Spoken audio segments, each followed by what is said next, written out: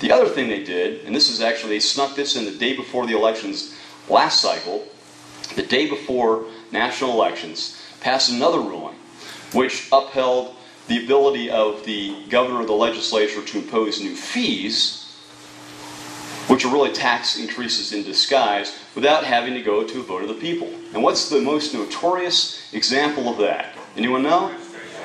The car tax. It's a tax, people. No question about it. And it's much worse than just the vehicle registration fee part of that. And pick up one of these Constitutionalist Today newspapers. I don't have time to get into it in great detail, but I did write an article on that. Page 21 talks about that car tax in great detail. The vehicle registration fee isn't all of it. There's also a road safety surcharge fee and a bridge fee and a whole bunch of new government institutions that are set up. By the way, there's a mandate that they have to spend $10 million a year on transit. It has nothing to do with roads. They're lying to you, people, and they think that you won't be able to figure it out because it's all happening under cover of night. So get informed about this stuff because we are getting gouged. And again, that tax increase, that didn't just happen 1 year. We just had the first year of that. There are 2 more years to go, increasing each time over the next couple of years. And I don't know about the rest of you, but you know, for maybe the latte sipping Prius drivers that have their little Econo boxes, they're like, oh, what are you worried about? It's only $50. You know, unless you're late, of course, or unless you have a bit heavier vehicle, a truck. Yeah, then it's a little bit more than that. And again, this is an unconstitutional tax increase by another name, thanks to this court. The other case to talk about, how am I doing on time? Tom, doing all right? Okay, I can wrap this up pretty quickly. The other thing that happened back in June of 2008 was the Telluride land grab. This is also really scary because what this did was expand the power of government to take your property. What they did in that case essentially was allow any home rule municipality now can seize property through eminent domain anywhere in the state. They're not bounded by geography. So despite the fact that the Colorado legislature and the governor back in 2006 passed laws to rein in the worst abuses of this stuff, the Malarkey court said, no, that's okay. Those laws just don't apply. Because they're home rule, they can go around those and they can seize property. Folks, this is very, very scary because our economy depends on our knowing that what we own, we own. That it can't be taken away from us at a whim. And this court is backing that kind of government power to come in and grab things for better uses, better public utility. Well, it's our property. We cannot let them do that. And this court, again, has expanded the power of government to do that. The fourth case I talk about, and this is very important, and linking into what you'll hear from a couple other speakers this morning, 2010 is so important, not just because this is our chance to say stop to this government juggernaut that is looking to expand its reach everywhere. We've got to do that. We've got to elect good congressmen like Mike Kaufman. We've got to elect good representatives. We've got to elect good county level people, sheriffs, county commissioners, mayors.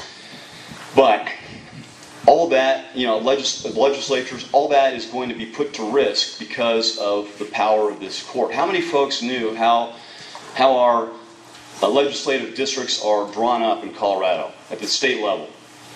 There's an 11-member reapportionment commission. And that's appointed in part by the legislature, in part by the executive branch. So you get, in the legislature, you're going to get 2 each from the House and Senate, majority and minority leader. So you automatically get a 2-2 tie, regardless of who controls the House or the Senate. Automatically, out of those 4, you're going to get a 2-2 tie. The next 3 are appointed by the governor. So now whoever controls the governor's office is going to have a 5-2 advantage. Guess who appoints the next 4? Chief Justice Mary Malarkey, one of the most activist, partisan, anti-constitutionalist justices in the United States. So the best case scenario, if Republicans control the House and the Senate and the governor's office, you lose 6-5. Best case scenario. if Chief Justice Mary Malarkey and her cronies are still in power. That's what they did last time, and it's no accident that we've seen lines drawn on a map to favor their favored party, their favored candidates, and that we've seen the complexion of Colorado change from a nice healthy red to a sickly blue because of that.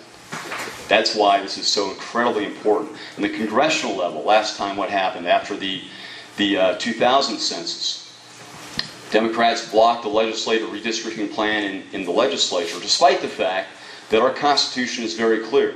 The General Assembly shall reapportion or redistrict according to how many districts you have apportioned to you, per state. I don't want to get into the legislative language, but the clear part of that, the General Assembly shall.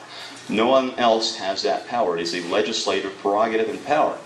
And what the court did after the last time was they claimed, they defined themselves as part of the General Assembly so they could rob the judicial or the congressional districts. And that's why we have that weird shape for the 7th CD, this claw reaching around the top of Denver. Well, it is a claw set up so that they now have a 5-2 majority in the congressional delegation for Colorado. A complete shift from last time.